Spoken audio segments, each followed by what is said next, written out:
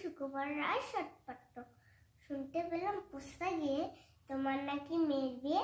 গঙ্গারামকে পাত্র পেলে জানতে চাও সে কেমন ছেলে। মন্দ না সে পাত্র ভালো, রং যদিও বিজায় কালো, তার উপরে মুখের গঠন অত্যাধিক পেঁচার মতন। বিঠে বুদ্ধি বলছি মশাই, ধনী ছেলের অর্ধমশাই।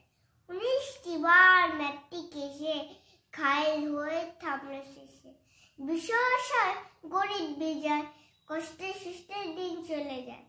মানুষ তো নয় ভাইগুলো তার, একটা পাগল একটা গোয়ার আরেকটি সে তো এই ছেলে। জাল করে রোজ গেছেন জেলে, কনিষ্ঠটি তবলা বাজায়, যাত্রা দলে 5 টাকা পায়।